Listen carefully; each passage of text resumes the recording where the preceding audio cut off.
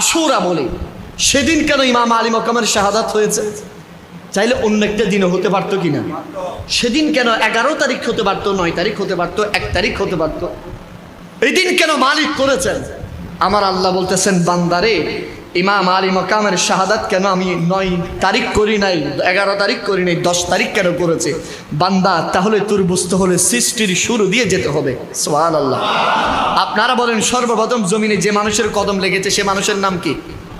হযরতে আদম আলাইহিস সালাম, যিনাকে আবুল বশর বলা হয়, সকল বডির বাপ। সুবহানাল্লাহ।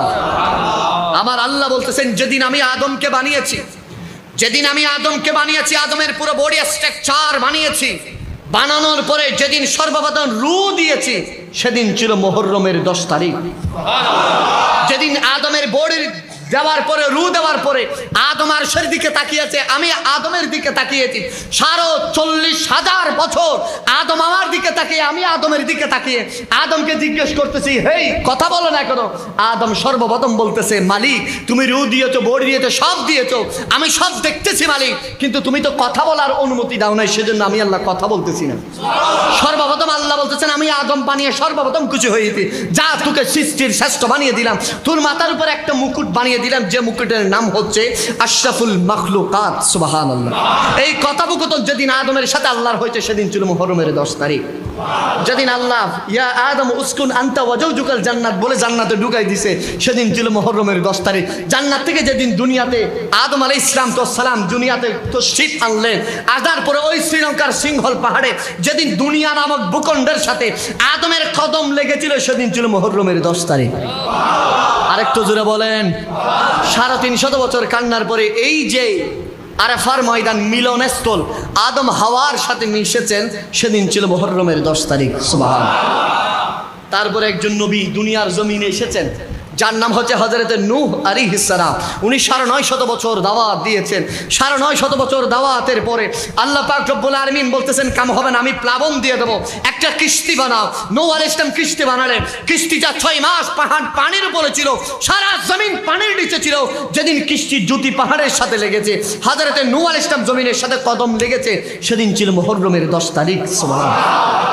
আল্লাহর একজন নবী ছিলেন যাকে আল্লাহ পাক শাহী তখ্ত দিয়েছেন, যার নাম হচ্ছে হযরতে সুলাইমান আলাইহিস সালাতু ওয়াস সালাম। আল্লাহ যেদিন তাকে শাহী তখ্ত দিয়েছেন, যার কথা বাতাস শুনতো, সৃষ্টির একদম ছোট্ট জীব পিপিলিকা শুনতো, যেদিন সুলাইমানকে শাহী তখ্ত দিয়েছেন সেদিন ছিল মুহররমের 10 তারিখ। সুবহানাল্লাহ। যেদিন সুলাইমান আলাইহিস সালামের সে কুদরতি আংটি দিয়েছিল, যেদিন ফরিয়াদ কবুল করেছিল, সিজদা কবুল করেছিল, সেদিন ছিল মুহররমের 10 তারিখ। আল্লাহর আরেকজন নবী ছিলেন যার নাম হযরতে আইয়ুব আলাইহিস সালাতু ওয়াস সালাম। 82 বছর বয়সে ওনার অসুস্থ হয়ে গেলেন। হাই হাই সবাই ছেড়ে চলে গিয়েছে, একমাত্র বিবি রহিমা থেকে গিয়েছে। হাই আইয়ুব আলাইহিস সালামের পুরো শরীর পোকা ধরতে ধরতে জিহ্বায় যখন আসছে, আল্লাহ পুরো শরীর খেয়েছে। আমি কিছুই বলি নাই। আল্লাহ জিহ্বা যদি খেয়ে ফেলে, তুমি মালিকের রেজামন্দি তোমার জিকির কিভাবে করব? আল্লাহ বলতেছেন, আইয়ুব রে, পরীক্ষায় পাশ হয়ে গেলি, যা তোর এই পা দিয়ে জমিন একবার আঘাত কর, আমি আল্লাহ সেখান থেকে একটা নহর জারি করে দেব, সেই নহর দিয়ে গোসল করলে আবারও আইয়ুব নবী তুমি 18 বছরের টকবগে যুবক হয়ে যাবা। যেদিন গোসল করেছে, রোগ থেকে মুক্তি দিয়েছিল, সেদিন ছিল মুহররমের 10 তারিখ। আল্লাহর আরেকজন নবী ছিল যার নাম হযরতে নূহ, হযরতে ইউনুস আলাইহিস সালাম, যিনি একটা দোয়া আমাদেরকে শিখিয়ে দিয়েছেন কোরআনুল কারীমে, লা ইলাহা ইল্লা আনতা সুবহানাকা ইন্নী কুনতু মিনাজ জালিমিন। এই আমলটুকু একটু শিখে নেন। কোনো মানুষ যদি দুনিয়ার সবচেয়ে জড় বিপদে পড়ুক না কেন, যত বিপদে পড়ুক না কেন, যত বড় মুসিবত হোক না কেন, শুরু দিয়ে 7 বার দুরূদ শরীফ। কতবার? 7 বার দুরূদ শরীফ। মাঝখানে 7 বার দোয়ায়ে, যেটা দোয়ায়ে ইউনুস যেটা আছে, লা ইলাহা ইল্লা আনতা সুবহানাকা ইন্নী কুনতু মিনাজ জালিমিন। দোয়া ইউনুসটা কতবার? 7 বার। শুরু দিয়ে 7 বার দুরূদ শরীফ, 7 বার দোয়া ইউনুস, 7 বার দুরূদ শরীফ পরে কোনো বনি আদম যদি আল্লাহর কাছে মুসিবতে পড়ে যদি দোয়া করে, আমার আল্লাহ তার মুসিবতকে দূর করে দিবেন। আরেকটু জোরে বলেন। যেদিন ইউনুস আলাইহিস সালামকে মাছে ভক্ষণ করেছে, এই মাছ সমুদ্রের দিকে দূর দিয়েছে, তাকে আরেকটা মাছে ভক্ষণ করেছে, সে মাছ দূর দিয়েছে, তাকে আরেকটা মাছে ভক্ষণ করে, এরকম 7টা মাছের পেটের ভিতর। সুবহানাল্লাহ। যেদিন আল্লাহ মাছের পেট থেকে ইউনুস আলাইহিস সালামকে মুক্তি দিয়েছেন, মাছ ভূমি করেছে কদু পাতার ভিতরে এসে। ইউনুস আলাইহিস সালাম মাছের পেটের ভিতরে ছিল, শরীরের সব লোমটুম চলে গেছে, একদম নবজাতক শিশুর মতো হয়ে গেছে, লুতামোতা টাইপের।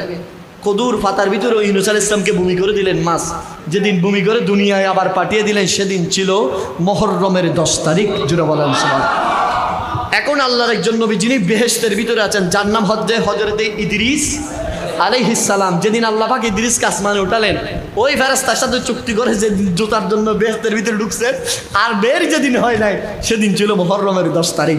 সুবহানাল্লাহ। আল্লাহর আরেকজন নবী ছিল হযরতে ইব্রাহিম খলিলুল্লাহ, যিনাকে নমরুদ আগুনে নিক্ষেপ করেছিল।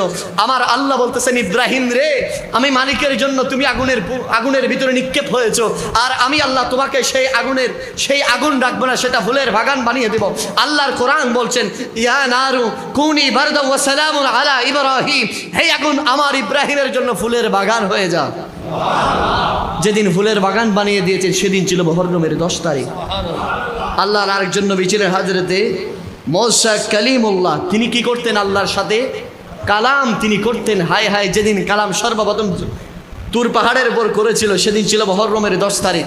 যেদিন এই ফেরাউনের অত্যাচার নিপীড়ন থেকে বাঁচালেন সেদিন ছিল মুহররমের 10 তারিখ। সুবহানাল্লাহ। আল্লাহর আরেকজন নবী ছিলেন, জিনার নাম হচ্ছে হযরতে দাউদ আলাইহিস সালাম। জিনার কণ্ঠে জবুর এত বেশি সুন্দর, একত্রে বাঘসিংহ একত্রে জবুর তেলাওয়াত শুনতো, সাগরের মাছ এবং সাপ একত্রে শুনতো। যেদিন ওনাকে এই মহান নিয়ামত দান করা হয়েছে সেদিন ছিল মুহররমের 10 তারিখ। সুবহানাল্লাহ। আল্লাহর আরেকজন নবী ছিলেন, জিনার নাম হযরতে উযাইর আলাইহিস সালাম, যিনি 100 বছর ঘুমিয়েছিলেন। সুবহানাল্লাহ। আল্লাহর কোরআন বলছেন, কাম লাবিস, ও উযাইর কতদিন ঘুমাইছো? উযাইর বলতেছে, আল্লাহ জোহরের সময় ঘুমাইছে, সূর্যতে হেলে গেছে, মনে হয় কয়েক ঘন্টা। আমার আল্লাহ বলতেছে, তোমার খানার দিকে, বাহনের দিকে তাকাও, যে বাহনটা ফুঁসে গাছটা শেষ হয়ে রেজা হয়ে গেছে। উযাইর তো বলতেছে, আল্লাহ কেমনে সম্ভব? বলে যে তোমার খানার দিকে তাকাও, দেখতাম বাড়ি যখন খুলতেছে দেখতে সেখান থেকে ধোঁয়া বের হচ্ছে। সুবহানাল্লাহ। আমার আল্লাহ বলতেছে, আমি তোমার এই ঘুমের মধ্যে 100 বছর ঘুম পাড়াইছি। সুবহানাল্লাহ। আরেকটু জুড়ে। এগুলো এমনি কাহিনী না হুজুর, এখানে আছেন কোরআন শরীফ। এগুলো কোথায়? কোরআন শরীফের ভিতরে বাবা। আল্লাহ আকবার বলেন। যেদিন 100 বছর পরে উজাইর ইসলামের ঘুম ভেঙেছে, ওই ফিলিস্তিন দাকিয়ানুস জ্বালিয়ে দিয়েছিল, যেই কষ্টে তিনি চলে যাচ্ছিলেন, আবার দেখতেছে সেই ফিলিস্তিন বাইতুল মুকাদ্দাস ফুলে বলে সুসজ্জিত হয়ে গেছে। সুবহানাল্লাহ। যেদিন ঘুম থেকে জাগ্রত হলেন সেদিন ছিল মুহররমের 10 তারিখ। সুবহানাল্লাহ। আল্লাহর আরেকজন নবী চতুর্থ আসমানে আছেন, যার নাম হচ্ছে ঈসা ইবনে মারিয়াম। যেদিন আসমানে তুলেছেন সেদিন ছিল মুহররমের 10 তারিখ। এভাবে বলতে গেলে ঘন্টার পর ঘন্টা চলে যাবে। মুহররমের 10 তারিখ শেষ হবে। সর্বশেষ যেদিন আমার নবীর নূরানি নবুয়াত জাহের হয়েছেন, জাহেরি নবুয়াত হয়েছেন, সেদিন ছিল মুহররমের 10 তারিখ।